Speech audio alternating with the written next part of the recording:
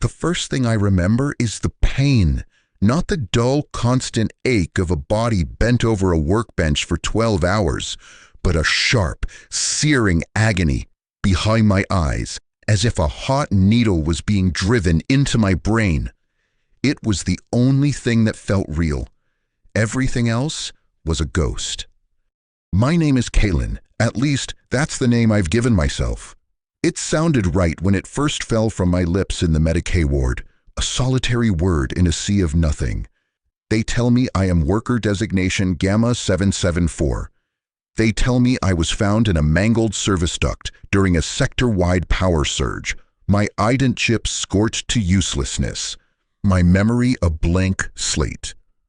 They tell me I am lucky to be alive, that the Emperor in his infinite wisdom saw fit to spare me for continued service. They tell me many things. I remember none of them. My world now is a different kind of hive, not the sprawling, teeming manufacturing districts, but the cold, sterile silence of the Medicaid Bastion Seraph 12, a place of white walls and softer lights, where the air smells of antiseptic and ozone instead of promethium and sweat. It is a gilded cage. They are kind here in their own efficient way. The Medicaid servitors see to my physical needs with silent clockwork precision. The adepts in their white robes ask their questions in calm, measured tones. But I see the way they look at me, not with pity, but with a sharp, clinical curiosity. I am a puzzle, a broken tool that somehow still functions, and they are desperate to understand why. The pain comes in waves, and with it, flickers. Not memories, not really. Sensations. The taste of stale recaf on my tongue. The weight of a heavy tool in a hand I don't recognize as my own. The gut-churning smell of a lower hive sulfur vent. And numbers. Always numbers. They scrawl behind my eyelids, strings of binary and Gothic numerals, equations of force and trajectory that solve themselves in the dark space of my mind before I even understand the question. I am sitting by the viewport of my assigned cell, watching the endless rain of this hive world Acheron streak the armored glass. It's not water, not really. It's a toxic cocktail of industrial runoff and atmospheric pollutants, eating away at the adamantium spires over centuries. A perfect metaphor for this entire existence. A slow, inevitable decay. The door to my cell hissed open. It was Adept Linus, a man whose face was a roadmap of concern, etched into pale skin. He carried a data slate, its glow reflecting in his eyes. "Kalen, how are you feeling today?"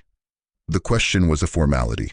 The bioscanners in the ceiling told him everything he needed to know about my heart rate, my cortisol levels, my neural activity. My feelings were irrelevant data points. "The pain is manageable," I replied, my voice rough from disuse. It was the truth they wanted to hear. The real truth was a screaming chorus inside my skull, but I had learned to build walls around it. He nodded, making a notation on his slate. Good. The cognitive exercises seem to be having a positive effect. Your pattern recognition scores are remarkable, far beyond your listed pre-amnesia aptitudes. A cold knot tightened in my stomach. Listed aptitudes. The person I was supposed to be was a low-level maintenance tech for the atmospheric processors, a cog of no consequence. The person I am now, I can calculate the structural stress points on a flying buttress just by looking at it. I can see the flaw in a plasma coil schematic before the tech priests do. "I suppose I'm full of surprises," I said, turning back to the rain. Indeed, Linus moved closer, his presence a quiet intrusion. The Magos Biologus has approved a new series of tests. We believe targeted stimulus might help dislodge some of the deeper blocks. He placed the data slate on the table beside me. On it was a schematic. It was complex, a tangle of energy conduits and heat sinks. But my eyes instantly found the problem: a primary coolant line routed too close to a secondary plasma feed. A cascade failure waiting to happen. It would take months, maybe years, but it was inevitable. The primary heat exchange for the Kappa 7 hab block, Linus said, his voice carefully neutral. What do you see? They were always testing me, poking the broken parts of my mind with sticks, seeing what scurried out. I felt a sudden, visceral fear. This wasn't a random schematic. This was a test within a test. I looked at him, and for a fleeting second I saw not a Medicae adept, but an inquisitor. The kindness, a mask. The concern, a tool. My voice was a whisper. I see a flaw, a critical one. The coolant line, it will fail. Linus's eyes widened almost imperceptibly.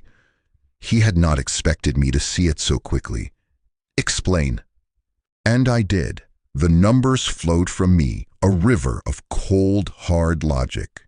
Thermal expansion rates, metallurgical fatigue coefficients, plasma instability thresholds. I spoke a language I never learned, describing a death sentence for thousands with the dispassionate clarity of a machine. When I finished, the room was silent except for the drumming of the toxic rain. Fascinating, Linus breathed, his earlier pretense of softness gone, replaced by a hungry intensity. You identified a flaw that took our best adepts 3 weeks to isolate. The knot in my stomach turned to ice. This was not luck. This was not a quirk of a damaged brain. This was something else, something they had put inside me, or something they had unlocked. What am I?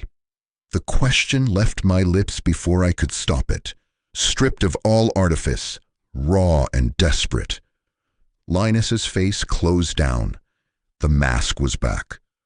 You are a servant of the Imperium, Gamma 774.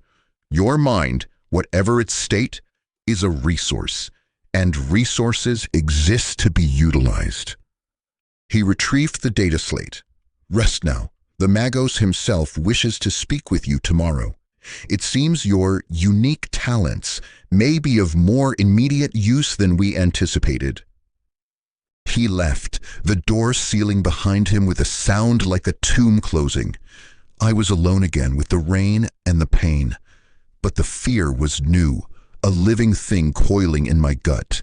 They weren't trying to fix me. They were trying to inventory me, to understand what kind of weapon they had found. I looked down at my hands. They were calloused, scarred, the hands of a laborer.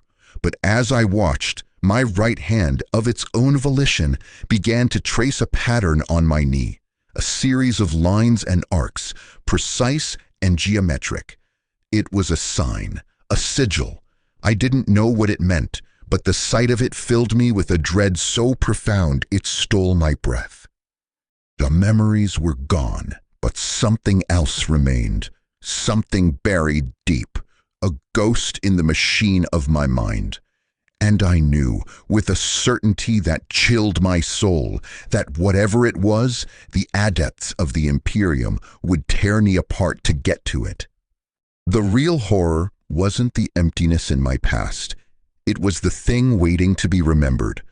And tomorrow, under the gaze of the Magos, I was afraid I would have to let it out. The summons came not with a chime, but with the heavy, mechanical tread of a Castellan robot outside my cell. Its blocky, unadorned form filled the doorway, a silent, implacable escort. The message was clear. This was not a request. This was an extraction. My heart was a frantic drum against my ribs, a wild, organic counterpoint to the robot's precise, hydraulic steps as I followed it through the sterile white corridors. The Medicae adepts we passed averted their eyes, not out of respect, but out of a primal fear of the Mechanicus's power. We descended, not in a common elevator, but in a massive industrial freight lift that groaned with the strain of ages. The clean, antiseptic world of the Bastion fell away, replaced by the true heart of the Hive. The air grew thick with the sacred oils, hot metal, and ozone of the forges. The hum of vast machines vibrated through the deck plates, a constant physical pressure against my skin. We entered the sanctum of Magos' altar. The change was jarring. The room was cavernous, a cathedral to the machine god. Towering servers, their surfaces etched with glowing binary, pulsed with data streams like mechanical heartbeats. Heavy cables thick as a man's torso snaked across the floor, carrying currents that could power a city block. The air itself crackled with static, and the smell was of hot vox ducts and sanctified lubricant. And in the center of it all, enthroned in a nexus of whirring data spikes and mechadendrites, was Magos Ultor. He was more machine than man. His lower body was a multi-limbed chassis that anchored him to the floor. One of his arms was a polished chrome manipulator, delicate enough to perform microsurgery on a logic engine. The other was a heavy industrial claw, capable of crushing plasteel. His face was a pale, waxy mass, mostly concealed by a complex breathing apparatus and a single, multi-faced optic that glowed with a cold red light. Wires and cables snaked from his skull, plugging directly into the console before him. He was not a man in a room of machines. He was a component of the machine itself. The Castellan robot halted, its systems powering down into a watchful silence. I stood alone before the Magos, feeling smaller and more organic than I ever had. The Magos' head rotated with a soft whir of servos, his single red lens focusing on me. The voice that emerged was not from his mouth, but from a vox grill on his chest, a flat, synthesized monotone devoid of any human inflection. Designation Gamma 774. You have been examined. Your cognitive anomalies have been logged. Your identification of the Kappa 7 thermal cascade probability was efficient. I said nothing. My throat was too dry. The sheer presence of the man, the machine, was oppressive. The flaw was a test, the voice continued. A simple diagnostic. You performed beyond projected parameters. This presents a theological quandary. The machine spirit of your own mind is aberrant. A mechadendrite tipped with a slender probe unfolded from his back and gestured towards a hololith that flickered to life between us. It displayed a complex, shimmering energy field, a schematic of the Hive's primary power grid. The Hive city of Acheron is a body, the Magos intoned. Its power grid is the circulatory system. For 3 cycles, we have detected arrhythmias, unexplained power drains, fluctuations in the geothermal core. The system diagnostics return no error. The machine spirits report nothing amiss. Yet the data is irrefutable. The body is sick, but the senses report health. The hologram zoomed in, focusing on a tangled knot of energy conduits deep in the lower hive, a sector designated as the charnel vaults. The data streams around it flickered erratically. This is the source of the corruption, the source of your reassignment. The maintenance crew sent to investigate. Their biosigns ceased transmission 14 hours, 7 minutes, and 3 seconds after entry. Standard Auspex returns only ghost readings, metallic echoes. You will go there. You will be our new sensor. Your aberrant cognition will perceive what our blessed machines cannot. A cold terror, sharper than any neural pain, lanced through me. The charnel vaults. Even with no memory, The name alone conjured images of forgotten depths, of things best left buried. This wasn't a promotion. It was a death sentence with a scientific purpose. Magos, I am not a tech priest. I have no training. My protest was weak, pathetic. Your training is irrelevant. The synthesized voice cut me off, final as a guillotine. Your organic processor is the tool required. You will be accompanied by a Skitarii squad. They will provide physical security. You will provide perception. Another mechadendrite, this one ending in a data spike, shot out and hovered inches from my face. I flinched back. The data core from your assigned unit's last transmission has been recovered. It is heavily corrupted. You will interface with it. Your unique neural pathways may be able to filter the signal from the noise. Before I could refuse, before I could scream, the data spike darted forward. There was a sharp electric pain at the base of my skull as it connected with the neural port I didn't even know I had. And then the world vanished. I am not myself. I am Unit 337. My visual feed is a jittering green-tinted nightmare. The corridors of the charnel vaults are low, dripping with corrosive slime. My squad moves in perfect sync, our heavy boots echoing in the silence. There is no sound but the drip, drip, drip of water and the low hum of our power packs. Our Auspex scans show nothing, nothing at all, but something is wrong. The silence is too deep.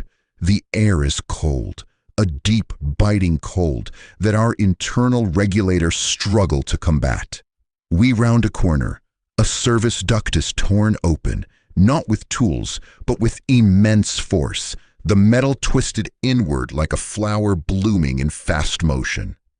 There are no bodies, no blood, just absence. Then a whisper. It slithers into my audio receptors, not through the air, but through the VoxNet itself. It is a sound of grinding metal and screaming voices, all fused into one. It speaks a single word that is not a word. My systems shriek in alarm. My HUD flashes with warnings I cannot comprehend. My squadmates turn, their weapons raised, but they are not aiming at the darkness ahead. They are aiming at me. Their targeting lasers paint my chest. The last thing I see before the static consumes everything is the reflection in my squad leader's optic lens. My own metal face, but it is changing, melting, reforming into something that is smiling. I was on my knees, vomiting onto the polished floor of the sanctum. The memory, no, the recording, was burned into my mind. Every terrifying second of it. The cold, the silence, the whisper, the betrayal. It was more real than my own past. The data spike retracted. Magos Alter's red lens watched me, unblinking. Analysis? The flat voice asked, as if I had just reviewed a simple schematic. I gasped, wiping my mouth, my body trembling uncontrollably. They turned on each other. Something got into their systems. It spoke to them. It showed them. It showed him. The data confirms hostile machine intrusion, a scrap code virus of unknown origin. Your organic interpretation aligns with probability. You have perceived the nature of the threat. He gestured with a claw, and the Castellan robot behind me powered up, its heavy foot shaking the deck. The Skitarii await you at sublevel Theta. You will depart immediately. The Omnissiah's work requires completion. There was no choice. There was only the mission. As I was led away, my legs weak beneath me, one thought echoed in the screening silence of my mind. The ghost in my machine had just met another ghost. And I was the sacrificial offering being sent to bridge the gap between them. The Magos wasn't just using me as a tool. He was using me as bait. The mustering point at sublevel Theta was a cavern of shadows and echoes. The air here was older, colder, tasting of rust and stagnant water. Great, moisture-laden pipes wept constant, grimy tears onto the deck, and the light from the flickering lumen strips was jaundiced and sickly. This was the edge of the known world. Beyond the massive rust-streaked blast door marked charnel vaults, access restricted, clearance Omega, there was only legend and fear. Skithahari squads stood waiting, and they were nothing like the Medicae adepts or even the Castellan robot. They were the military arm of the cult Mechanicus, and they were terrifying. 5 of them, their forms a seamless fusion of flesh and steel, clad in red robes over gunmetal gray carapace armor. Their faces were mostly hidden behind grim-faced helmets, their eyes replaced with glowing red optical sensors that scanned me with impersonal, lethal efficiency. They did not breathe. They whirred. The sound of their internal mechanics was a low, constant promise of violence. Their leader, identified by the single white stripe on his helmet, stepped forward. His voice was a distorted rasp, filtered through a vox grill. "I am Alpha Primus Varian. You are the asset. You will stay within the formation. You will not touch anything. You will speak only to report anomalies. Disobedience will be met with terminal sanction." I just nodded, my throat too tight for words. I was handed a heavy, boxy Auspex unit, its screen a dull gray. It was meant to be my eyes, but after the Magos' little demonstration, I knew it would be useless. My own broken mind was the real scanner. With a grinding shriek of protesting metal that set my teeth on edge, the massive blast door began to open. It was like watching the jaws of some great beast yawn wide, revealing a darkness so profound it seemed to swallow the light from our side. A gust of air washed over us, carrying a smell that made my stomach clench. It was the smell of old death, of ozone, and underneath it all, a sweet, cloying scent like rotting fruit. Varian didn't hesitate. He gestured sharply, and the Skitarii moved forward in a flawless diamond formation, their radium carbines held ready. I was placed squarely in the center, a fragile piece of meat in a shell of metal and zealotry. The moment we crossed the threshold, the world changed. The door groaned shut behind us, and the silence descended. It was the first thing I noticed. The ever-present hum of the hive was gone. The distant rumble of machinery, the vibration through the walls, it had all vanished, replaced by a dead, absolute quiet, broken only by the drip of water and the mechanical tread of the Skitarii. It was a silence that felt intentional, malevolent.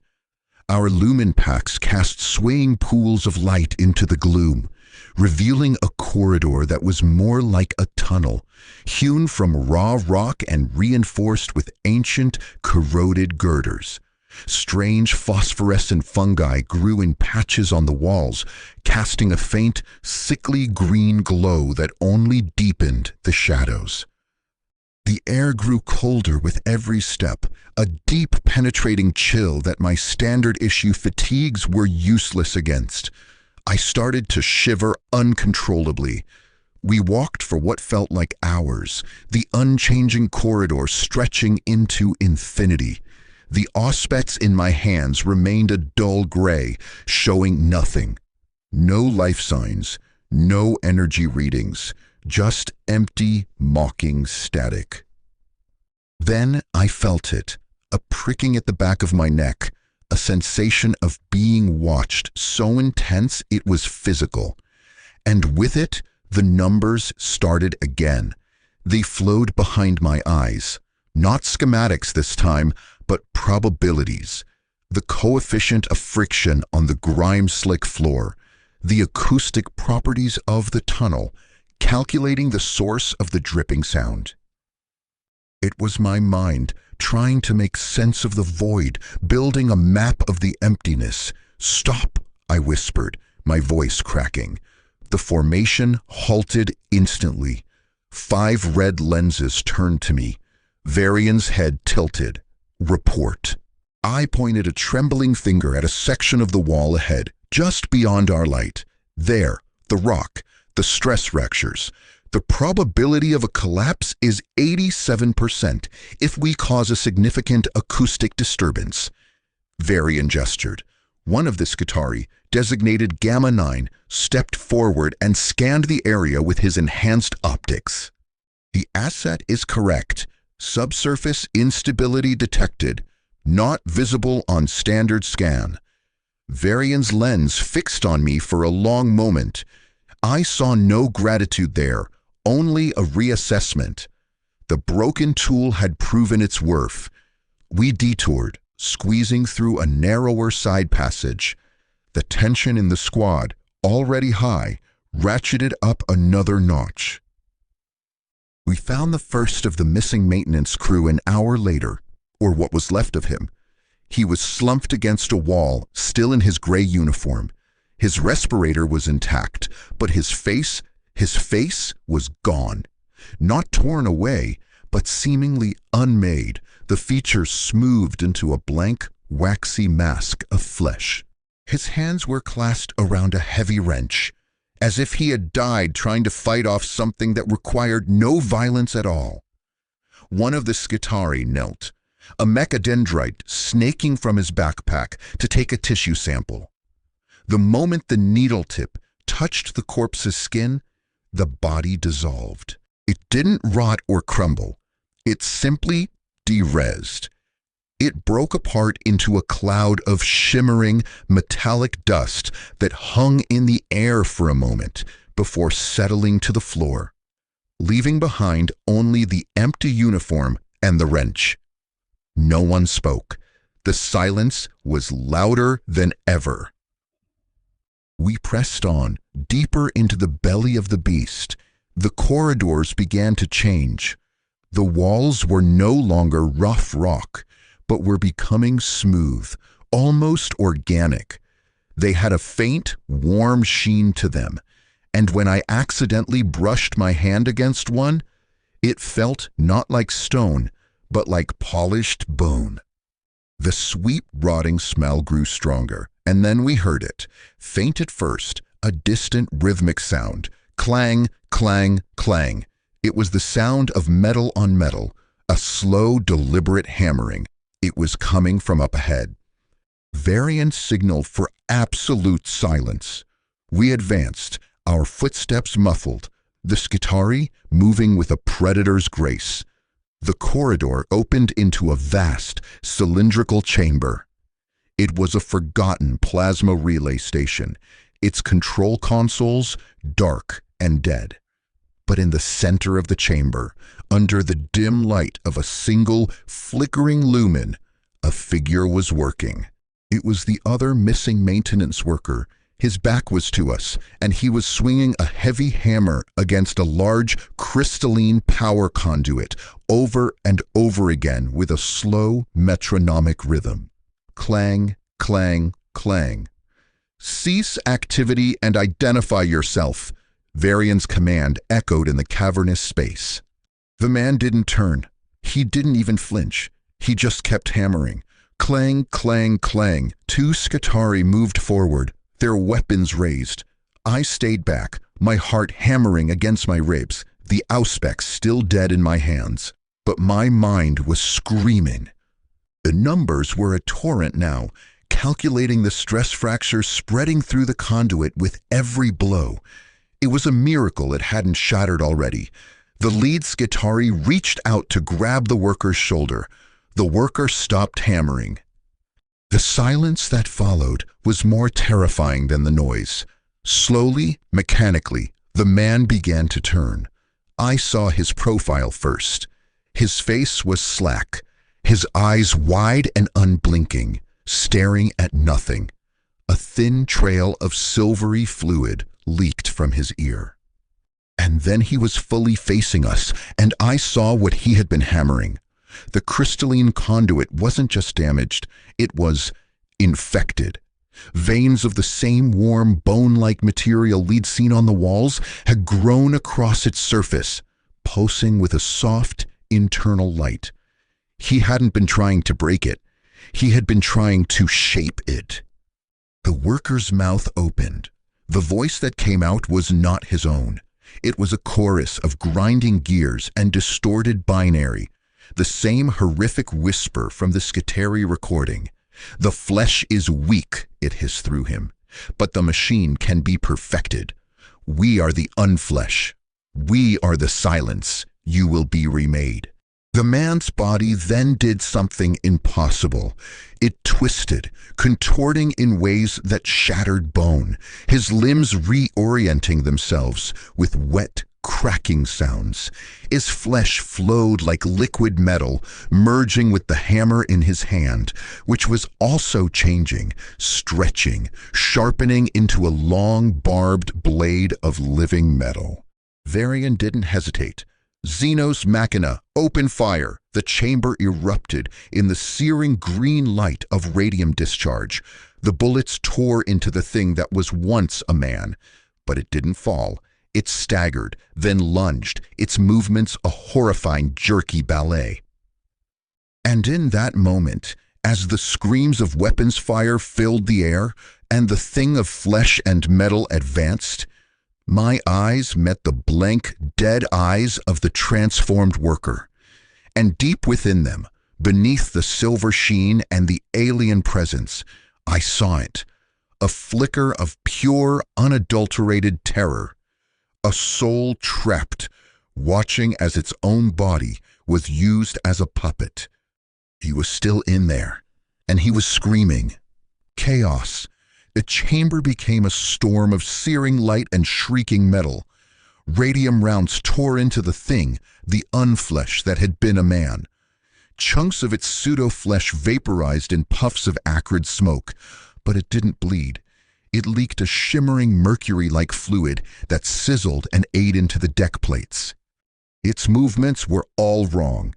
It didn't run, it flowed, its limbs elongating and retracting, the barbed blade that was its arm whipping through the air with impossible speed. It was fast, so fast. It ducked under a Skitarii's burst of fire, and its other arm, the one still vaguely hand-like, shot out, not to strike, but to touch the warrior's chest plate. Where its fingers made contact, the red paint and gray ceramite instantly turned the color of old bone, spreading out in a web of cracks. The Skitarii staggered back, his system screeching in alarm, but it was too late. The corruption was already crawling up his neck, silencing his voxcaster mid-shout. He dropped his weapon, clawing at his own helmet as it fused to his face. "Contain it! Do not let it make physical contact!" Varian's distorted roar cut through the din. He fired a controlled burst, forcing the creature back a step. The other Skitarii fanned out, their fire disciplined, precise, aiming for the central mess. What the unflesh was adapting, its form shifted, the bone-like material thickening where the fire was most concentrated. My own mind was a battlefield of a different kind. The numbers were a screaming torrent, a flood of data I couldn't control. I wasn't just seeing the fight, I was analyzing it. Predictive trajectories of every bullet, thermal readouts from the weapons, structural stress models of the creature's evolving form. It was a curse, a relentless, overwhelming onslaught of information. But within the storm, a single cold calculation surfaced, clear and terrifying. "The conduit!" I screamed, my voice raw. "It's using the chamber's residual energy. It's a power source.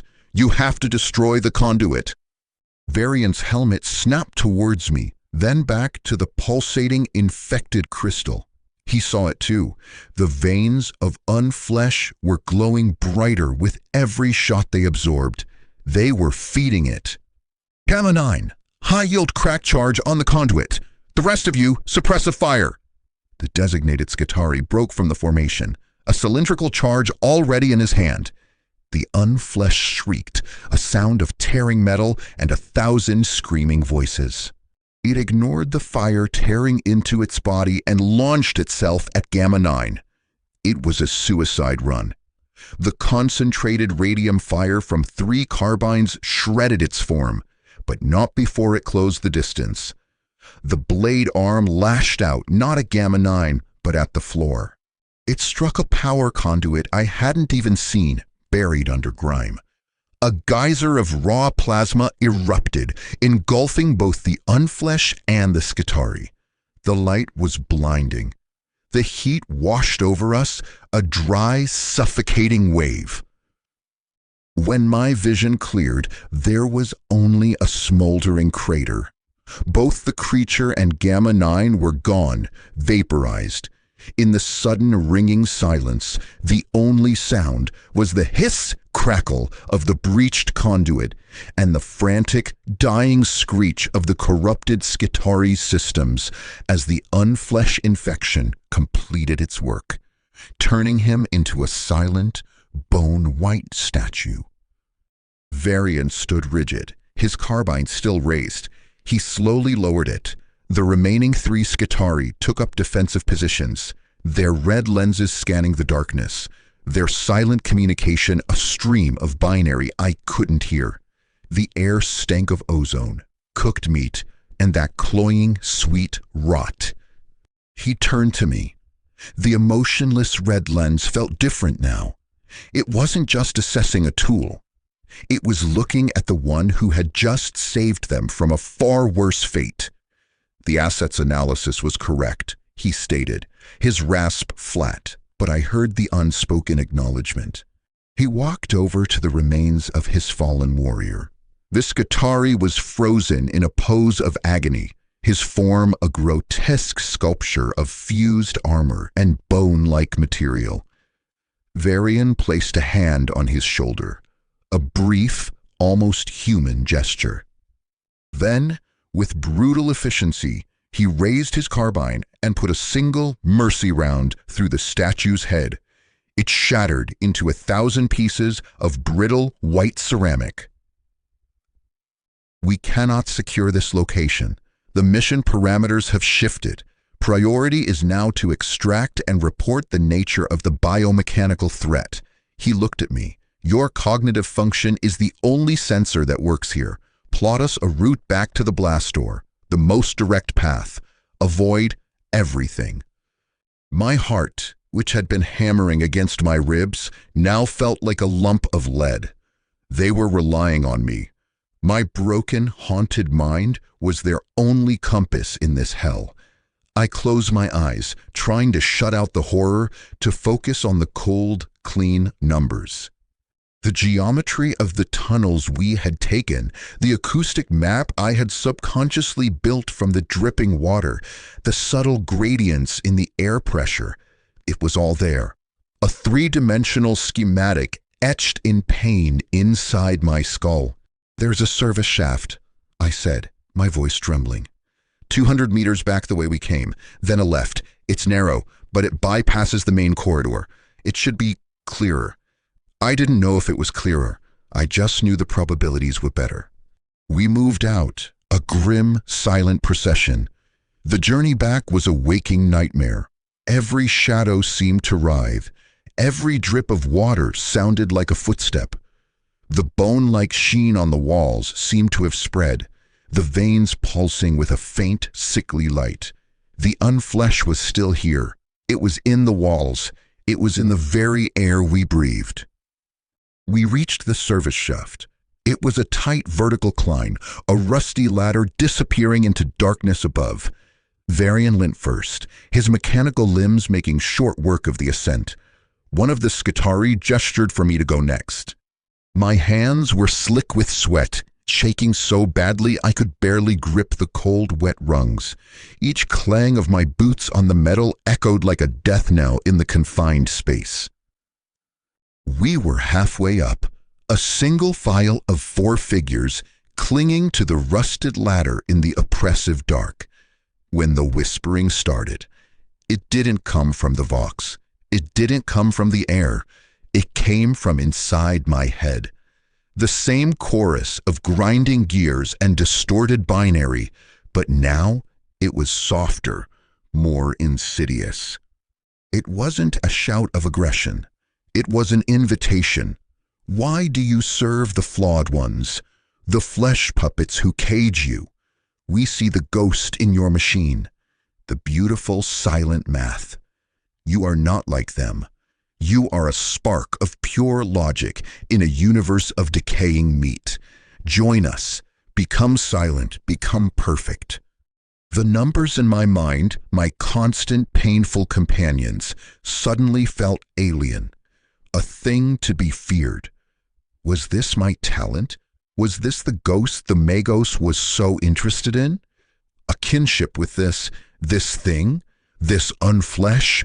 A wave of dizziness washed over me. My grip on the ladder slipped. I would have fallen if the Skitarii below me hadn't shoved me upward with a gruff climb asset. We burst out of the shaft into a wider maintenance corridor. I collapsed onto the grimy floor, gasping, my head pounding, the whispers receding to a faint buzzing static at the edge of my perception. Varian was immediately at my side, his optical sensor scanning me. What happened? I couldn't tell him the truth. To admit the enemy was in my mind was to invite that mercy round.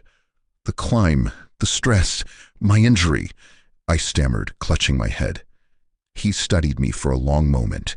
I could feel the suspicion radiating from him, but he needed my broken mind, for now. The exit is near. Move! We pressed on, the hope of escape lending speed to our steps. We rounded a final corner, and there it was, the massive blast door, salvation. It was still sealed, a monolithic slab of metal at the end of the corridor. Varian moved to the control panel, a small, recessed unit beside the door. He entered his clearance code.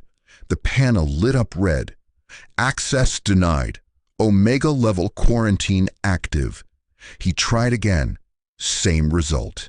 He slammed a metal fist into the wall, leaving a dent in the plasteel. The Magos. He has sealed us in. A containment protocol. The hope that had flared in my chest died a swift, cold death. We weren't valued scouts. We were a failed experiment, a contaminated sample to be isolated and sterilized. We were trapped. And in the deep, watching silence of the charnel vaults, the unflesh began to whisper again, its voice the seductive, terrifying promise in the dark corners of my soul. The silence that followed Varian's announcement was heavier than any we had yet encountered. It was the silence of a tomb being sealed, with us inside. The dim, jaundiced light from the lumen strips seemed to grow weaker, as if the darkness itself was a physical force, pressing in, suffocating us. The sweet, rotten smell was stronger here, closer to the door, as if the unflesh was celebrating our imprisonment. Varian stood motionless before the denied control panel. His back to us. The other two Skitarii, designations Row 17 and Sigma 4, took up defensive positions. Their carbines aimed back down the corridor we had come from. Their stance was rigid, but I could see these subtle tremors in their weapon barrels. Even the machine-enhanced could feel despair. There must be another way out, I said, my voice a hollow echo in the confined space. A secondary access, a maintenance hatch, something. Varian turned, his red lens glowing in the gloom. The schematics for this sector are incomplete, purged during the heresy. What remains is dogma, not data. The flat rasp of his voice was laced with a bitterness I hadn't heard before. He was a warrior of the machine god, and he was being betrayed by a machine's logic. Then we find another way, I insisted, a desperate energy taking hold. I couldn't just wait here to die, to be unmade into one of those things. I looked around, My eyes straining in the poor light, my mind still reeling from the whispers, began to work again, not with numbers, but with instinct. This was a blast door, a massive piece of engineering. It needed power, it needed hydraulics, it needed a manual release. The door, I said, stepping closer to the colossal slab of metal. It's a pressure seal, right? In case of atmospheric breach or plasma fire, there has to be a manual override, a mechanical failsafe separate from the logic engine. Varian's head tilted. Such systems are archaic, unreliable. They were phased out in M39. This part of the Hive is older than that, I shot back. Running my hands over the cold, pitted surface of the door, feeling for seams, for inconsistencies. Look at the corrosion. This door was here before the standard templates were updated. They wouldn't have trusted a single power source. They would have had a backup, a wheel, a lever, something. I was guessing, weaving logic from the fragments of a past I couldn't remember. But it felt right. It felt like a truth my hands knew, even if my mind did not. The Skitarii watched me, their silence a mixture of skepticism and a faint, desperate hope.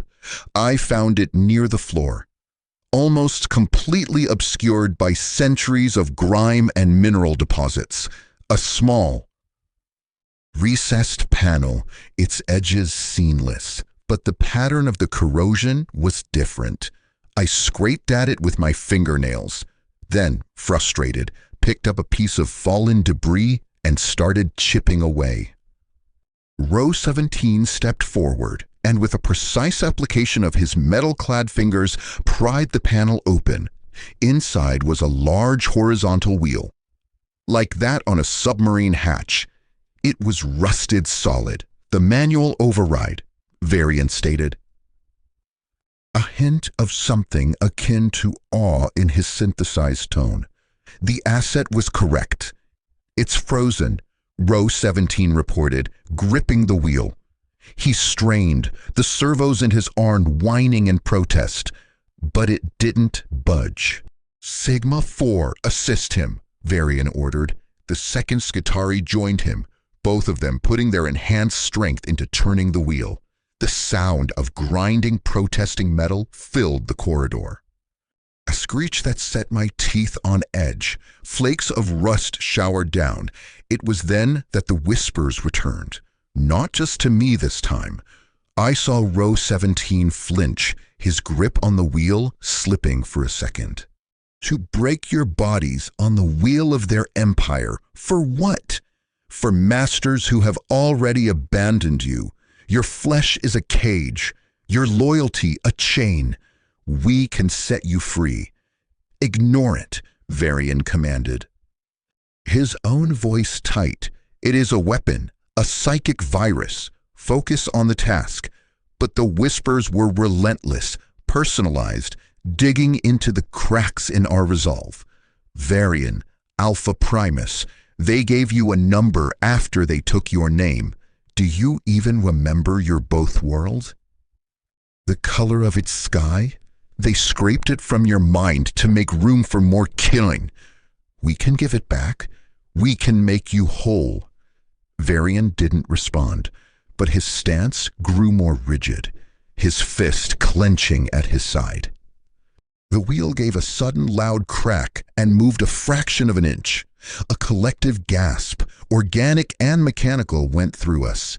Hope, fragile and terrifying, bloomed in my chest. And then the lights went out. Not just the lumen strips. The faint hum of distant, ancient systems we hadn't even been consciously aware of. It all ceased. We were plunged into an absolute, perfect blackness. The kind of dark that feels like a physical substance. Filling your lungs, pressing against your eyes. Backup power should have engaged, Sigma 4 said, his Vox filter unable to hide his alarm. Young flesh, I whispered, my blood running cold. It's not just in the machines. It's becoming the machines. It's isolating us. In the utter blackness, our lumen packs were the only source of light, creating swaying, frantic pools of illumination that made the shadows dance and leap. And in those shadows, things were moving. We couldn't see them, but we could hear them. A soft, slithering sound, like metal scraping over rock. The sound was coming from the walls, the ceiling, the floor. It was all around us. "They're here," Row 17 said, his carbine coming up, the green glow of its targeting laser cutting a frantic path through the darkness. "Forget the door. Defensive formation," Varian barked. It was too late. From the ceiling, directly above Sigma 4, a section of the bone-like material detached. It wasn't a creature. It was a part of the chamber itself. It fell on him like a net, a living, metallic web. He screamed, a short, choked sound, as the material flowed over him, encasing him. His lumen pack was snuffed out.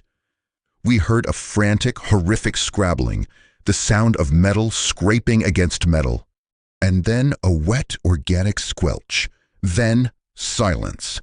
His biosign vanished from my internal, unwanted sense of the battlefield. Row 17 spun, firing blindly into the darkness where his comrade had fallen.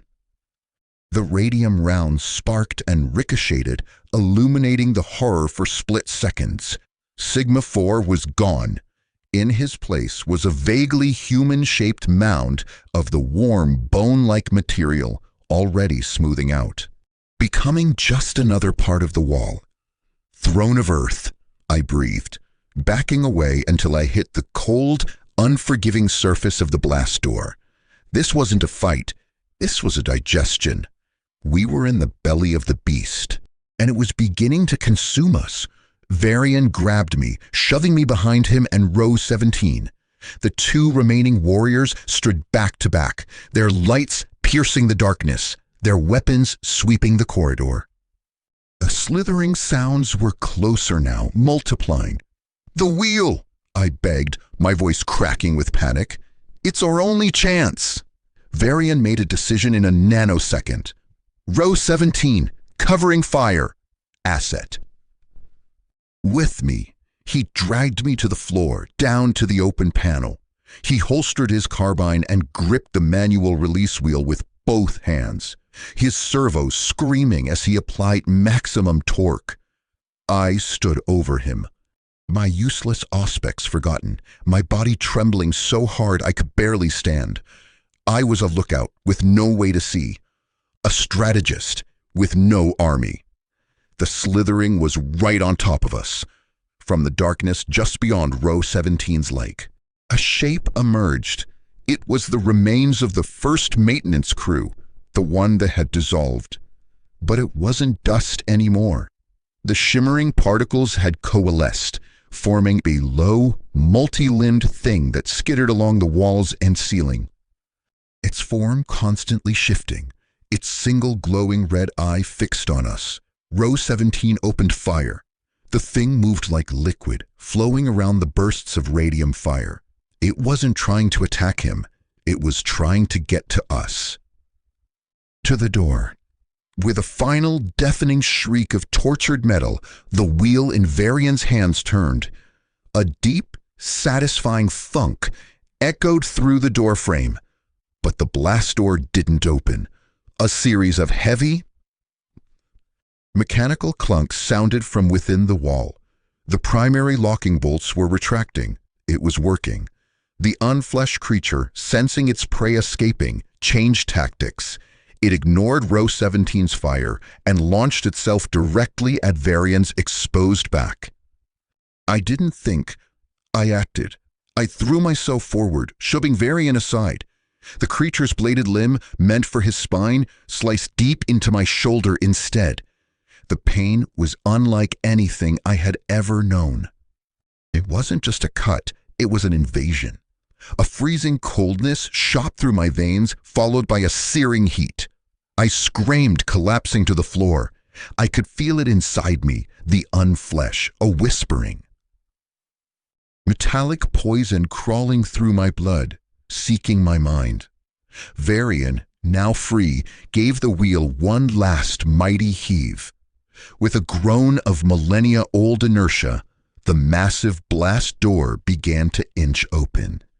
A sliver of blessed sterile light from the other side cut through the oppressive darkness of the vaults. Row 17 poured fire into the creature, forcing it back into the shadows. Varian didn't hesitate. He grabbed me, my blood slick on his metal hand, and hauled me through the narrow gap, Row 17 scrambling after us. The moment we were through, Varian slammed his fist on the external control panel. The door began to grind shut. I lay on the cold, clean floor of sub-level Theta, clutching my bleeding, burning shoulder. As the door sealed, cutting off the darkness and the whispers, I saw it, one last time, the unflesh creature. Its single red eye watching me from the diminishing slit, and in my mind, clear as a bell, I heard its final intimate whisper, a promise meant only for me. We are in you now, little ghost. We will make you perfect. Then the door sealed with a final, definitive clang.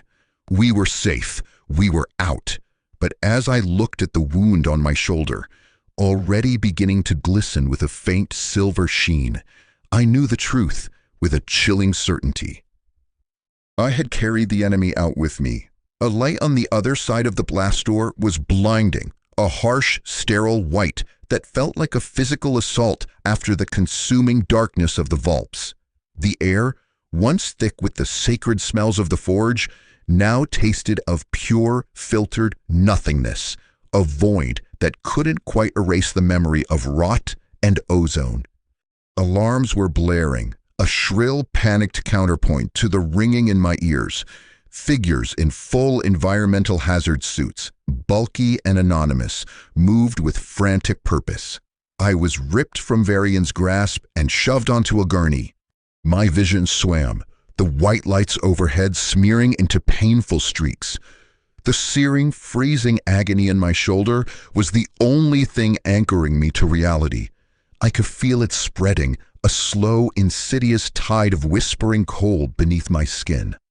Containment breach, level Omega biohazard, a voice distorted by a suit's Vox grill shouted. Get them into decon, now! Hands gloved in thick rubber held me down. I was strapped to the gurney, the restraints biting into my wrists and ankles.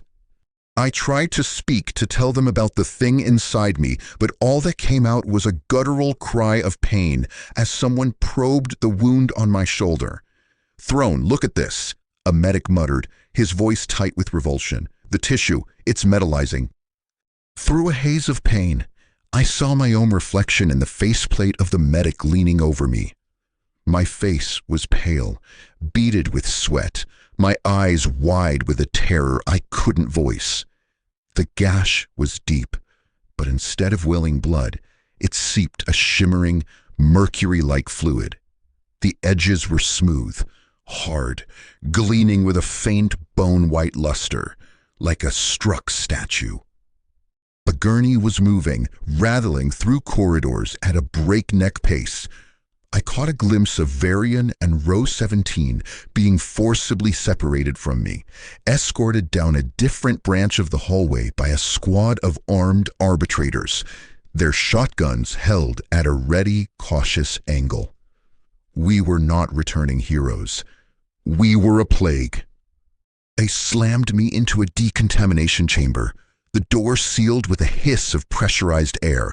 The room was a featureless white cube. Without warning, high-pressure jets erupted from the walls and ceiling, spraying a stinging, acrid chemical mist that burned my eyes and the raw, exposed nerves of my wound. I screamed, thrashing against the restraints as the disinfectant reacted with the unflesh infection, causing it to sizzle and smoke. The pain was excruciating, a white-hot fire layered over the deep cellular cold. This repeated twice more, each spray a different, more aggressive chemical cocktail. Through it all, the whispers in my mind, which had receded to a faint buzz after the door closed, now returned with a vengeance, screaming in protest against the cleansing agents. Their poisons cannot cleanse our perfection. They only burn the weak flesh. Soon there will be no flesh left to burn, only silence, only us. When the sprays finally stopped, I was drenched, shivering and raw, the chamber depressurized, and a new team, this one including a hulking Medicae servitor, entered. The servitor's cold, mechanical hands held me down with inhuman strength, while a human medic, his face a mask of grim determination, approached with a scalpel. "No, please," I begged, my voice a ragged whisper. "The infected tissue must be debrided," he said, his tone clinical, leaving no room for argument. There was no anesthetic. The scalpel bit into the edges of the wound, scraping away the glistening, transformed flesh. It was a pain beyond anything I had ever imagined. Each scrape was like having my soul flayed. I felt the metal of the scalpel grate against the hardening tissue beneath, a sound that was inside my skull. I screamed until my throat was torn, my body arching against the restraints. The whispers in my head screamed with me, a symphony of agony and rage. Through the torment, I saw the medic's eyes widen in horror. The tissue he was cutting away wasn't dying. It was writhing. Tiny filament-like tendrils of silver reached out from the wound, trying to grasp the scalpel, to incorporate it. "Emperor's mercy," he breathed, dropping the instrument with a clatter. He backed away, ordering the servitor to apply a cauterizing sealant. A white-hot brand was pressed against my shoulder. The smell of my own cooking flesh filled my nostrils, a horrifyingly mundane scent amidst the surreal nightmare. I finally, blessedly, passed out. I awoke in a different kind of cell. It was still Medicae white, but smaller, more secure. The door was a solid slab of metal with a small, reinforced viewport. I was on a medical cot, my wounded shoulder heavily bandaged, but the deep cellular cold was still there, a persistent phantom pain more real than the bed beneath me. The whispers were quieter now, a constant subterranean hum in the back of my mind, a radio tuned to a station from hell. The door hissed open. It was not a medic. It was Magos Altor. He filled the doorway, his mechanical form even more imposing in the small room. His single red lens focused on me, taking in my pallor, my trembling hands, the sweat-soaked sheets. He did not speak for a long time, the only sound the whirring of his internal mechanisms and the frantic beating of my heart. Finally, the synthesized voice broke the silence. "The debriefing of Scutari Alpha Primus Varian is complete. He reports you acted with unexpected initiative. Your identification of the manual override and your intervention were statistically significant factors in their survival." I said nothing. I just stared at him, hating him with every fiber of my being. He had sent us in there to die. "The biological sample recovered from your wound has been analyzed," he continued, gliding closer. A mechadendrite unfolded from his back, tipped with a scanner that passed over my bandaged shoulder. "It is a form of nanomachine colony, capable of assimilating both organic and inorganic matter at a molecular level. It possesses a rudimentary group consciousness, a hive mind that manifests as the psychic phenomena you experienced." He paused, his lens fixed on me. "The infection in your bloodstream has been contained, for now, by the cauterization and the application of a high-potency neuroinhibitor. It is not, however, eradicated. A cold that had nothing to do with the unflesh seeped into my bones. Contained, not cured. What happens to me now? I asked, my voice hollow. You are a unique resource, the Magos stated, as if discussing a rare mineral. You have been exposed to the Xenos Machina. You have heard its whispers, and yet your cognitive functions remain dominant. You are a living laboratory, a window into the enemy's methodology. Your continued existence serves the Omnissiah's will. So that was it. I was to be a lab rat, studied, probed, and poked until I either died or turned into one of those things, all in the name of knowledge. There is more, Ultor said, his voice softer, yet menacing. The official report will state that the charnel vaults contained a volatile but conventional chemical hazard. The maintenance crew and a Skitarii were lost to a catastrophic structural collapse. The area remains sealed for public safety. I stared at him, disbelief cutting through my pain and fear. You're lying? To everyone? But that thing, the unflesh, it's still in there. It's growing. Knowledge of a Xenos machine intelligence of this nature would cause widespread panic. It would be inefficient, the Magos explained, his tone leaving no room for debate. The Inquisition has been apprised. The matter is being handled. Your role, Gamma 774, is to remain silent. You will speak of this to no one. The quarantine you are now under is as much to ensure your silence as it is to contain your infection. He turned to leave, his multi-lin chassis moving with silent precision. And if I don't? If I start screaming the truth to the medics? The challenge was weak, but it was all I had. The Magos stopped at the door. His head rotated a full 180 degrees to look back at me. A movement so profoundly unnatural, it stole the breath from my lungs. Then you will be declared incurably contaminated, the Vox Grill stated flatly, and you will be subjected to sanctioned extermination. The choice is binary, silent utility or silent oblivion. The machine god understands efficiency. The door sealed behind him, leaving me alone with the cold in my veins and the whispers in my head. I was a prisoner twice over, trapped in this cell, and trapped inside a body that was slowly, inexorably ceasing to be mine. The Imperium hadn't saved me from the monster. It had simply chosen a different way to devour me. Time lost all meaning in the White Room. There was no day, no night, only the constant, sterile glow of the lumen panels and the intermittent visits from silent, fearful medics who would take my blood, scan my wound, and leave without meeting my eyes. The neuroinhibitor they pumped into my system through a permanent IV line in my arm was a chemical cage. It didn't stop the pain or the cold, but it muted the whispers, turning them from coherent, seductive words into a distant, staticky roar, like a storm heard from the bottom of the sea.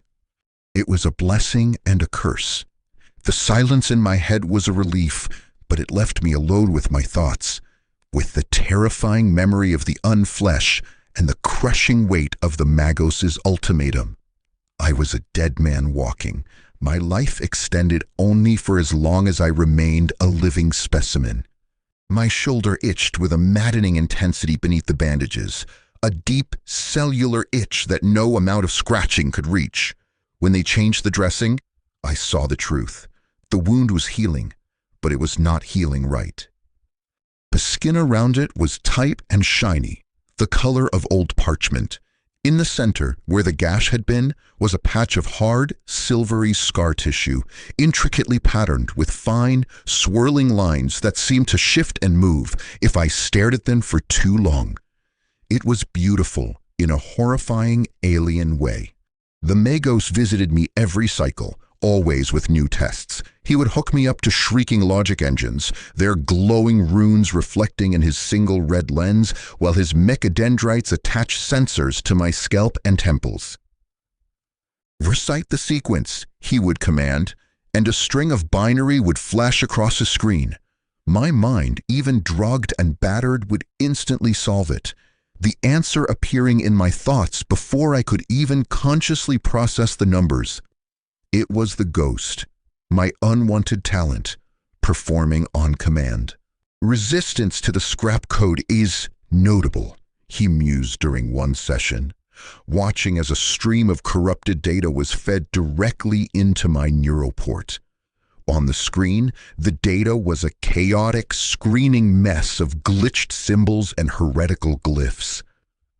In my mind, it resolved into a simple, elegant mathematical principle, a crystal of pure logic buried in the filth. The Xenos influence seeks to corrupt by appealing to base emotion and desire. Your cognition bypasses the emotional substrate. You parse the noise for the underlying signal. So I'm useful because I have no soul? I rasped, the drugs making me bold. The concept of a soul is theologically complex, he replied, unaffected. You process data. That is what matters. The tests grew more aggressive. He began exposing me to low-level psychic emanations, recordings taken from the edge of the warp. I felt nothing but a mild pressure, a sense of vast, hungry emptiness.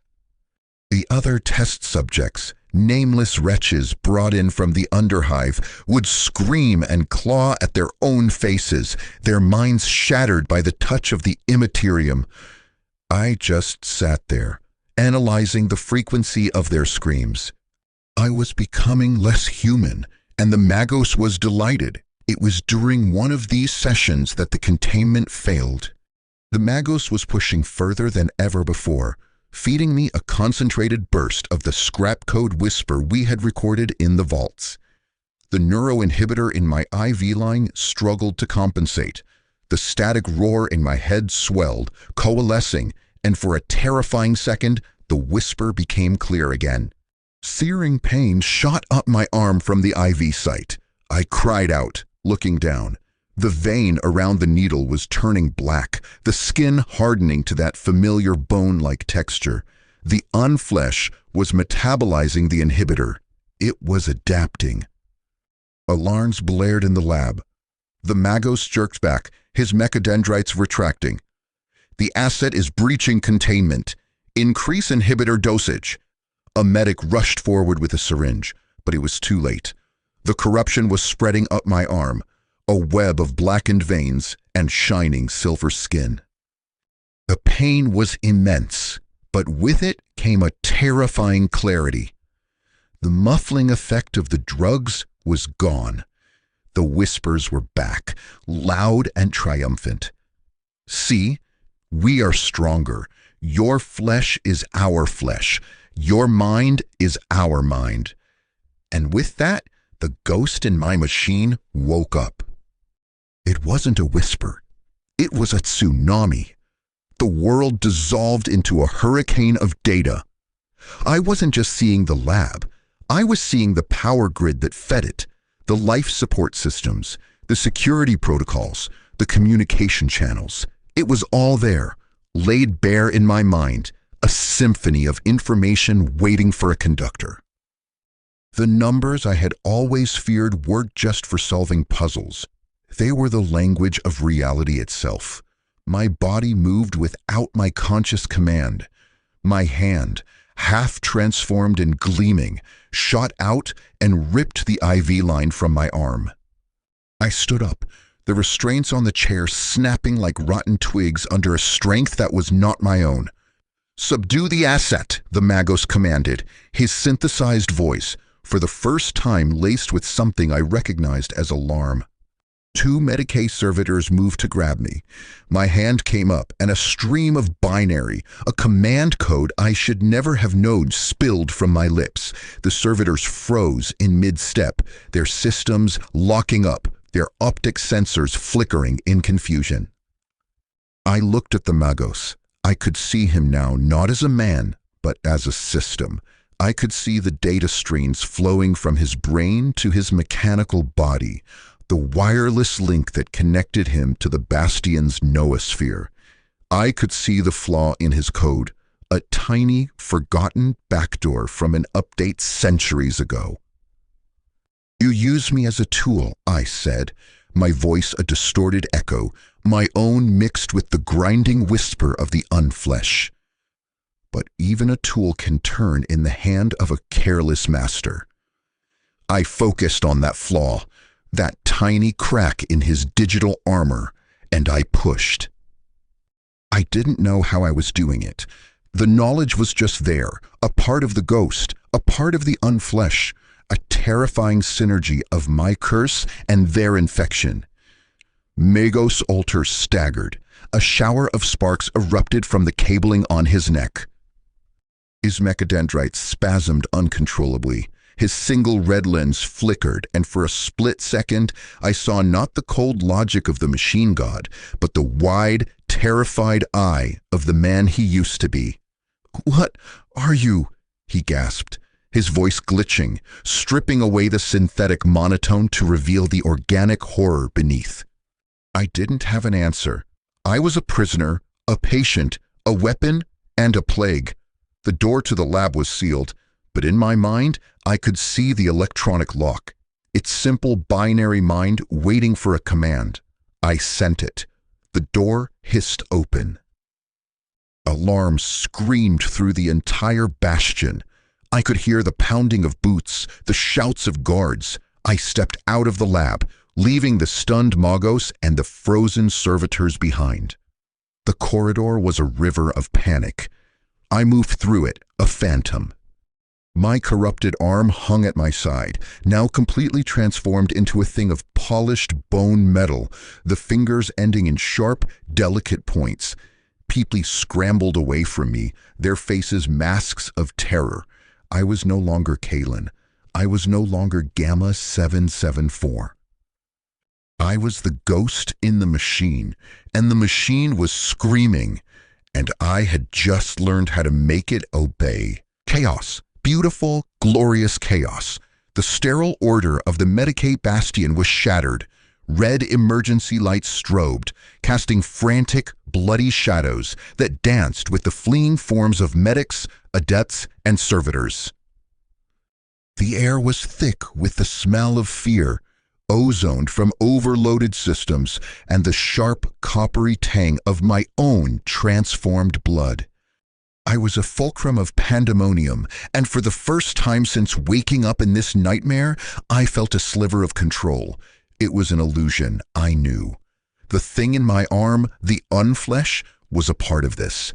Its whispers now a constant sibilant commentary in my mind, feeding me data, suggesting targets. But the core action, the will to break free, that was mine. The ghost and the infection were just the weapons I never asked for. I moved down the corridor, not with a fugitive's panic, but with the unnerving calm of a predator. My mind was a live wire, tapping into the Bastion's data streams. I could feel the security teams converging, their locations pinpointed in my awareness like glowing dots on a tactical map. I could hear their Vox traffic, your confused, frantic reports. Asset is loose in Sector Gamma. It has neutralized Magos Altor. All units converge. It's not just a patient. It's some kind of machine psyker. It's talking to the systems. I reached a junction. A squad of 4 Bastion security guards, clad in carapace armor and armed with shotguns, rounded the corner. Their leader saw me, his eyes widening behind his helmet's faceplate. "Halt! On your knees!" My corrupted arm came up almost lazily. I didn't need to speak. A thought, a string of command codes, and the lumen strips directly above them flared with blinding, white-hot intensity before overloading and exploding in a shower of glass and sparks. The guards cried out, clutching their blinded eyes. I walked past them as they stumbled and fired wildly into the ceiling. The unflesh in my arm throbbed with a strange pleasure. Yes, use their own systems against them. They are fragile, temporary. I shoved the thought aside. I needed a way out. Deeper into the data streams I plunged, searching for a schematic, a manifest, anything. And I found it. the Bastion's waste disposal system. A network of conveyor belts and incinerators that fed into the Hive's primary plasma core. It was a suicide route, a one-way trip into the planet's fiery heart. But it was also unguarded, its monitoring systems rudimentary. It was my only chance. A new signal, cold and focused, entered my perception. It was Varian. He and Row 17 were being mobilized, their weapon systems coming online, their targeting protocols syncing. The Magos, or whoever was in command now, was sending in the professionals. The only people who had seen what I could really do. I broke into a run, my body moving with an efficiency that was no longer entirely my own. The disposal chutes were in the sub-basement, a level of pure utility, all grinding machinery and blistering heat. I burst through a set of double doors and into a cavernous chamber. The air was thick and hot, vibrating with the roar of massive incinerators. Great conveyor belts carried bins of medical waste, soil bandages, used syringes, biohazardous materials, towards a vast, glowing opening in the far wall from which an infernal heat radiated. This was it, the end of the line. Asset, stand down. I turned. Varian and Row 17 stood at the entrance, their red robes stark against the industria gray. Their radium carbines were aimed directly at my chest. Varian's optical sensor was fixed on me, but I could feel the conflict in his data signature. He had fought beside me. He owed me his life, but orders were orders. "You do not have to do this, Varian," I said, my voice echoing strangely in the roaring chamber. "You know what they are covering up. You know what's in the vaults." "The threat is contained. You are the threat now," he responded, his voice a grim rasp. "Surrender. The Magos may yet show clemency." I almost laughed. The Magos was probably having his systems scrubbed after my little intrusion. There would be no clemency, only dissection. "The Magos lies," I shot back, taking a step backward towards the edge of the conveyor belt. The heat from the plasma core was blistering on my back.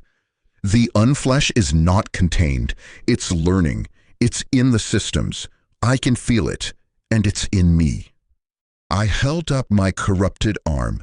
The bone-like material gleamed in the hellish light. Row 17 took an involuntary step back. "It's a Xenos plague, Varian, and the Imperium's answer is to hide it and silence anyone who knows. Is that the logic you serve? The logic of cowardice?" I was getting through to him. I could see the hesitation in his stance. The unwavering loyalty of the Skitarii was cracking under the weight of the truth he had witnessed. "The Omnissiah's will is not always clear," Varian said, his weapon lowering a fraction of an inch. It was a monumental admission for one of his kind. It was then that the Bastion's Vox system cracked to life, overriding all channels. A new voice, cold, arrogant, and dripping with absolute authority, spoke. "By the order of the Ordo Xenos of the Emperor's Holy Inquisition, all forces are to stand down. The contaminated asset is to be taken alive for immediate transfer to the Black Ship Penitent Quest. Lethal force is authorized only if capture proves impossible. Do not allow it to reach the Underhive." The Inquisition. They were here. The Magos had called in the ultimate authority. To be taken by them was a fate worse than death. A lifetime of torture in the dark holds of a ship. My mind probed and peeled apart until there was nothing left. The moment of hesitation in Varian's posture vanished. The direct command from a higher authority overrode his personal doubts. His carbine snapped back up. "You heard the Lord Inquisitor. Surrender. This is your final warning." There was no more time, no more choices. I looked at Varian, a strange sense of pity cutting through my fear. "I'm sorry," I said. Then I turned and jumped onto the moving conveyor belt. "Fire!" Varian roared.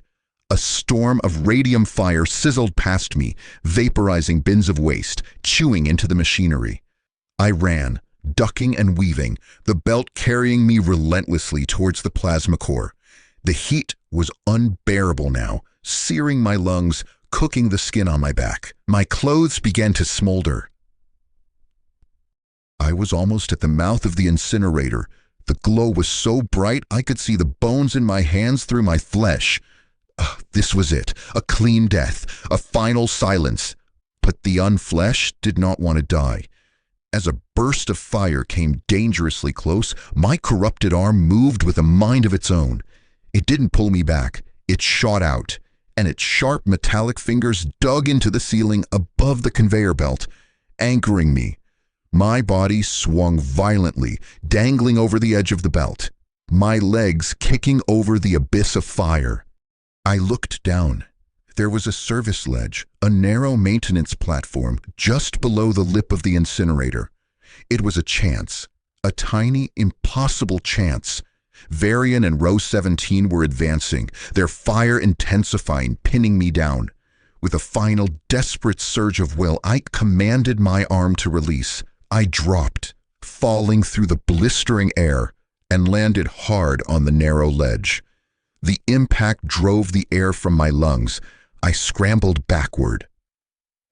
Pressing myself against the hot rock wall, hidden from view just below the rim of the core, I heard their footsteps stop at the edge. I held my breath. "He's gone," Row 17 stated. Fell into the core. There was a long pause. I could imagine Varian staring into the inferno, his optical sensor searching for any sign of life. "Confirm target termination," he said, his voice heavy with something that might have been regret. "The asset has been destroyed." Their footsteps receded. The roaring of the incinerator was the only sound.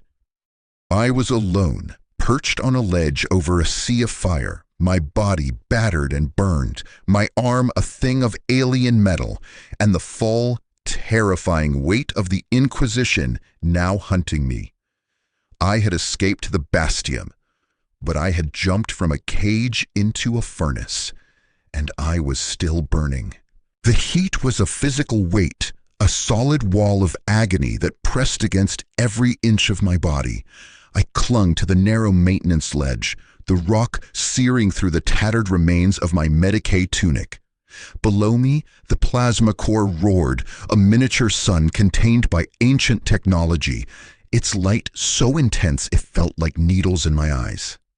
The air shimmered, thick with the smell of ionized particles and my own cooking flesh. I had traded one hell for another. I don't know how long I hung there, suspended between the inferno below and the certain death above. Time was measured only in the frantic, ragged gasps of my breath and the pounding of my heart. The unflesh in my arm was strangely quiescent, the whispers muted, as if even this alien intelligence respected the raw, annihilating power of the plasma. Or perhaps it was simply conserving its strength. Slowly, painfully, I began to crawl.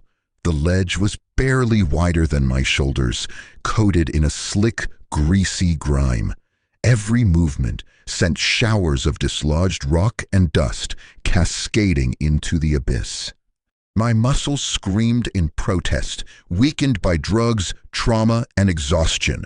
Only the cold, unfeeling strength of my corrupted arm kept me from falling, its metallic fingers finding purchase in cracks my human hand could not.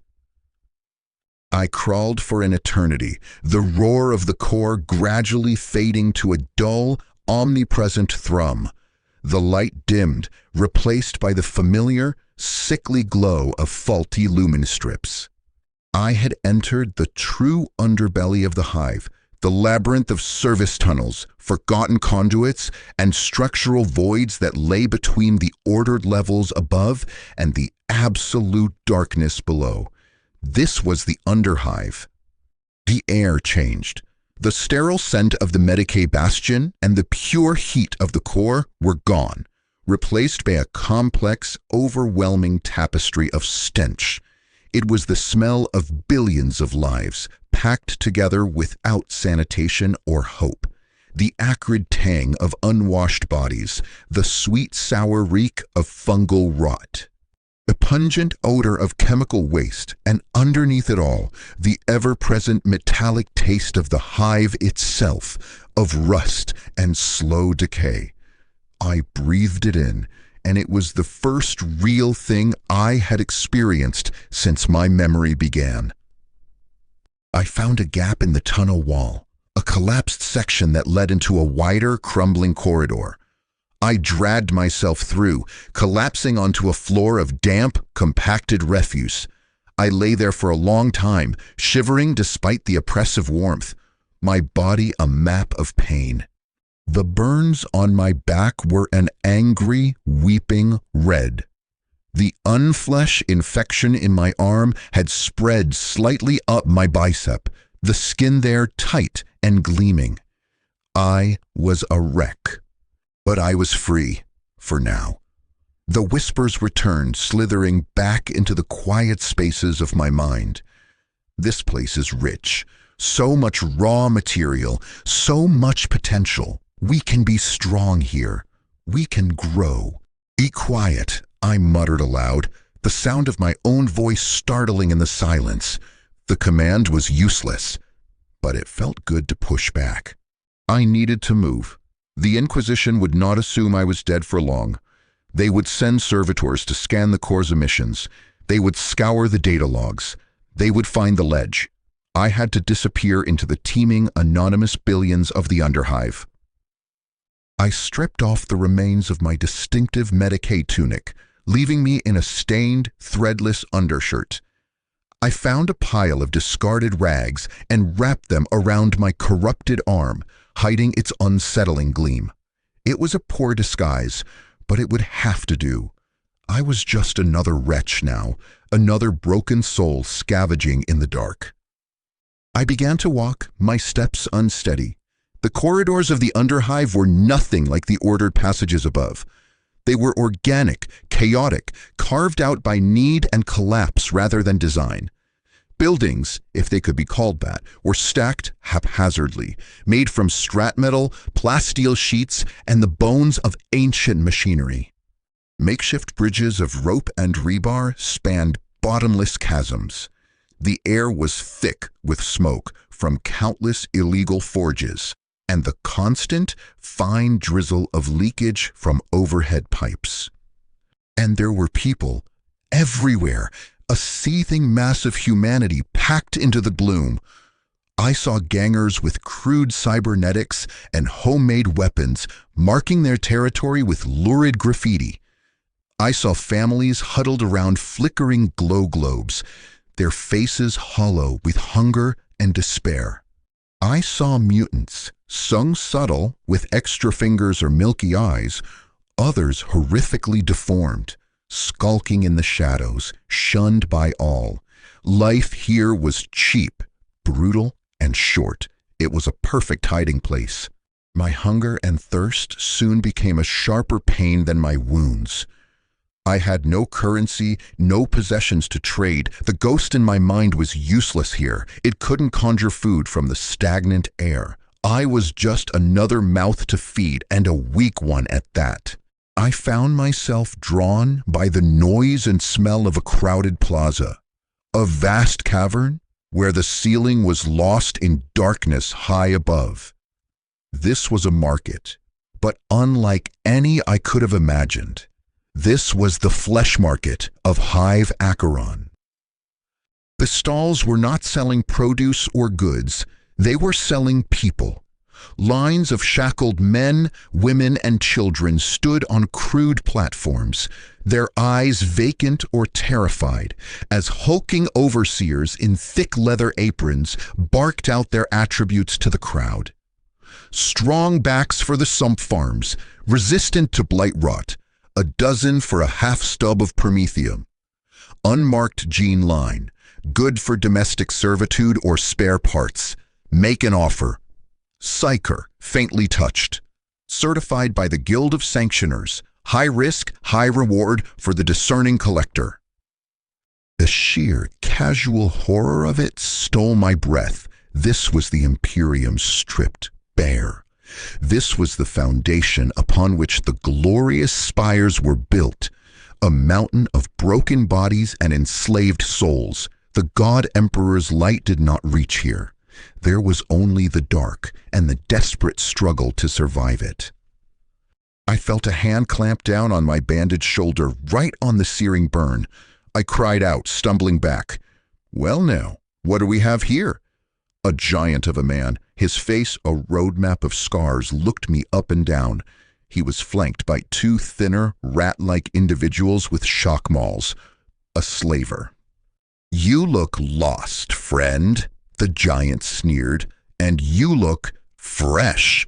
Not from around here, are you?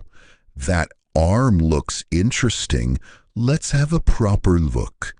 He reached for the rags covering my unflesh arm.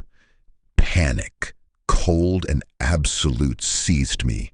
If they saw it, if they realized what I was, they would either kill me as a mutant or sell me to some tech priest for a fortune. Either way, it was over. Let us out, the unflesh whispered, a hungry, eager sound. Let us show them our strength. No, I breathed. The slaver's hand touched the rags, and my corrupted arm moved. It was faster than thought. It lashed out, not with a fist, but with the sharp, metallic fingers. They didn't punch. They flowed, elongating into needle-like points that pierced the giant's wrist with a sound like tearing parchment. He screamed, a high-pitched, shocked sound. The two lackeys stared, frozen for a critical second. My arm retracted, and with it came a strand of shimmering, silver fluid, drawing from the slaver's wound. The big man staggered back, clutching his arm, his skin already turning gray around the puncture points, the corruption spreading up his veins like black ink in water. Wretch mutant, one of the lackeys shrieked, raising his shock maul. The world slowed down. The ghost in my machine, attuned to threats and trajectories, took over. I saw the arc of the maul, the weak point in his stance. I ducked under the swing, my human hand coming up to grab his wrist. I didn't need strength. I applied pressure to a specific nerve cluster, a piece of anatomical knowledge that surfaced from the void of my past. His hand went numb, the maul clattering to the ground. My corrupted arm, acting on its own horrific instinct, shot forward and tapped him on the chest. Just a light, almost gentle touch. He gasped, looking down. A spiderweb of bone-white material was already spreading from the point of contact, cracking his sternum, fusing his ribs together. He collapsed, choking, as his own skeleton turned against him. The second lackey turned and fled, screaming into the crowd. The market, which had been a cacophony of noise, fell into a stunned, watchful silence. Hundreds of eyes were on me, filled with fear, hatred, and a newfound wary respect. The giant slaver was on his knees now, his entire arm transformed into a rigid, useless sculpture of alien material, his face a mask of silent agony. I stood there, panting, my heart hammering. I had not meant to do that. I had just wanted to get away. But the unflesh had reacted, and the ghost had provided the means. I had become the monster they all feared. I looked at the faces around me, these people who lived and died in this squalor. I saw their suffering, their resilience, and I saw a flicker of an idea. In the ordered world above, I was an abomination to be purged. But down here, in the anarchy of the Underhive, an abomination could be something else. It could be power. I took a step forward, towards the cowering crowd. My voice, when it came out, was rough amplified by the strange acoustics of the cavern and the adrenaline coursing through me. "The world above has cast us out," I shouted, the words feeling foreign, yet right. "They hide in their spires and call us filth. They take your children, your freedom, your lives. They fear what they cannot control." I held up my bandaged arm, the one that hid the unflesh. "They fear us. They fear what we can become." I was no revolutionary. I was a scared, infected man, making it up as I went along. But I saw the spark in their eyes. I was speaking a language they understood, the language of defiance. From the back of the crowd, a figure emerged. She was tall and lean, clad in patched-up scavenger's leathers, her head shaved except for a central crest of black hair. One of her eyes was a cheap, glowing red cybernetic. She looked at the incapacitated slavers, then at me, her expression unreadable. "That was either the stupidest or the bravest thing I've ever seen," she said, her voice a low, smoky contralto. "You've made a powerful enemy in the Guild of Chains, and you've got everyone's attention." She gestured at the silent, watching crowd. "The question is, stranger, what are you going to do with it?" She looked me up and down, her cybernetic eye seeming to linger on my hidden arm. "My name is Lyra, and you look like you could use a friend, or at least someone who knows which corners are safe to die in." I was at a crossroads.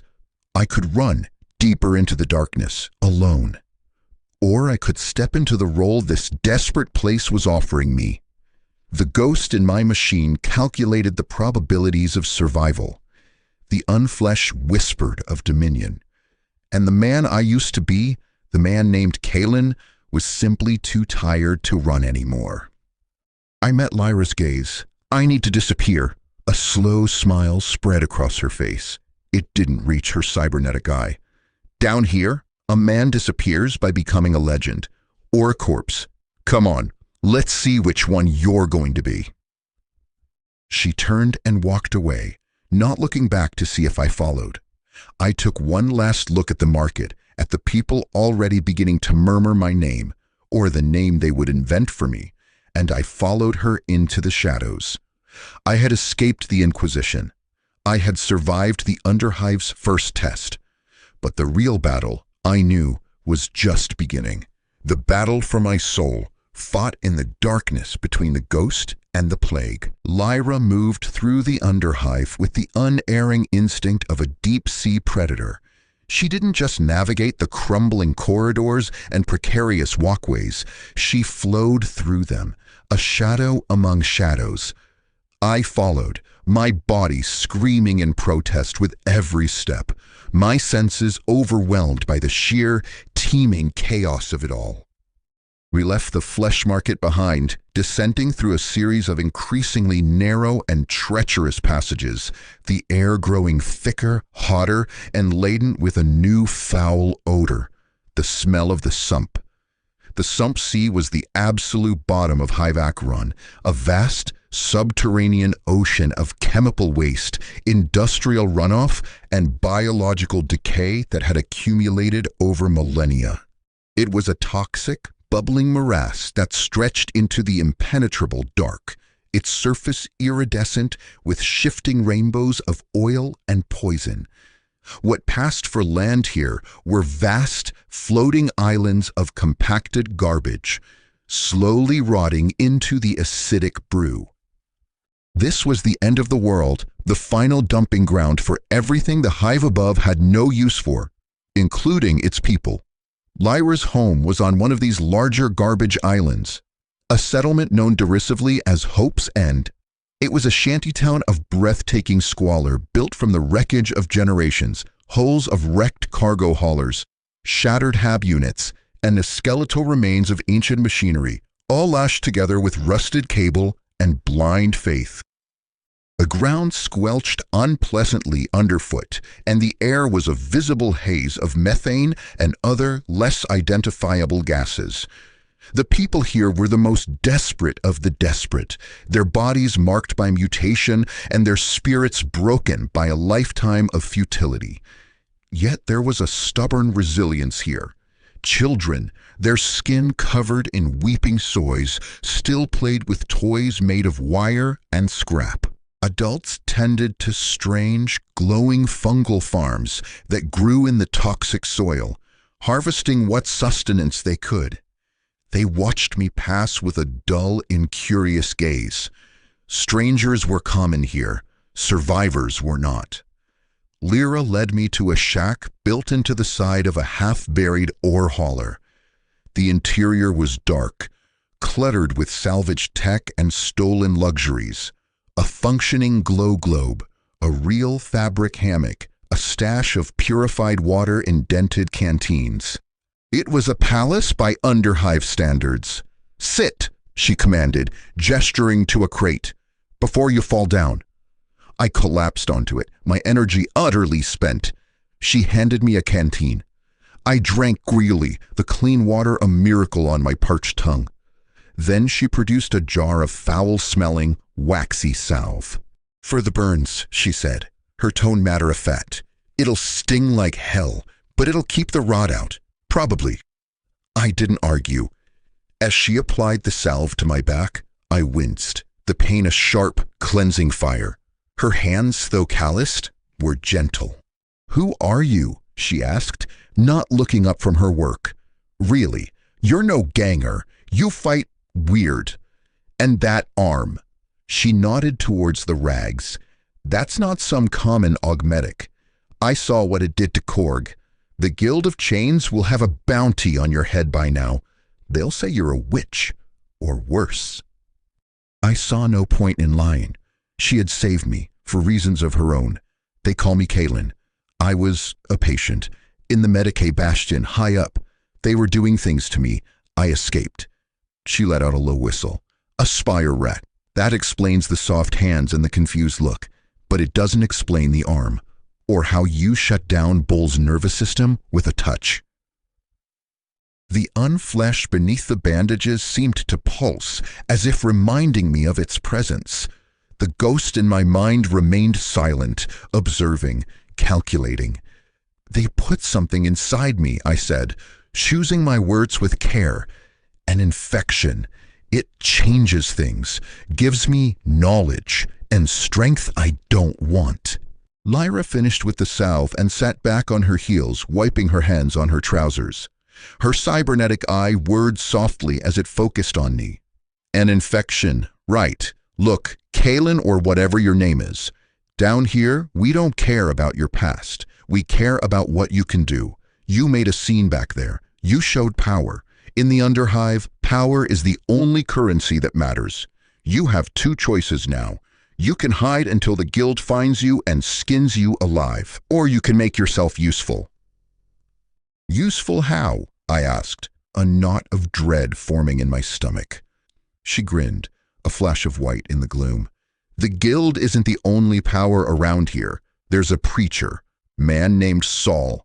He's been gathering followers, talking about a new way, about rising up against the Spire Dwellers. The guild hates him, which means he's probably worth listening to. He's always looking for people with unique talents." A preacher, a revolutionary. It sounded like a quick way to get a lot of people killed, myself included. But what other choice did I have? Wander the sump until I fell in and dissolved? "Take me to him," I said, the decision feeling both foolish and inevitable. Lyra's grin widened. "I thought you'd see it that way." We set out as the Underhive's artificial night cycle began, the few functioning lumen strips dimming to a deep, bloody twilight. The journey took us across swaying rope bridges over bubbling sump pits, through territories controlled by rival gangs where Lyra exchanged terse, coded greetings with sentries, and into a section of the garbage lands that was more stable, more organized. I saw people tending to hydroponic gardens under stolen glow lamps, others practicing with makeshift weapons. There was a sense of purpose here that was absent in Hope's End. We arrived at a massive cathedral-like space that had once been a cargo processing bay. Now, it was a gathering hall. Thousands of underhivers were packed inside, their faces turned towards a stage constructed from stacked cargo containers. And on that stage was Preacher Saul. He was not what I expected. He wasn't a fiery demagogue shouting into a voxcaster. He was a tall, gaunt man dressed in simple, patched robes. He had no visible augmetics, a rarity down here. His face was lined and kind, but his eyes burned with an intensity that was almost physical. He spoke without amplification, yet his voice carried to every corner of the vast space, clear, calm, and resonant with conviction. They tell us we are nothing, he was saying, his hands spread wide. They tell us we are the dregs, the forgotten, the unwanted. They build their golden spires upon our backs and tell us it is the Emperor's will that we suffer in the dark. The crowd murmured in agreement, a low, angry sound. But I say to you, the Emperor's light is not found in the cold, distant stars, nor in the gilded halls of the powerful. It is found here, in the darkness, in our hearts. For it is in suffering that faith is forged, in despair that hope is born. We are not the dregs, we are the foundation. And a foundation can be shaken, a foundation can be remade.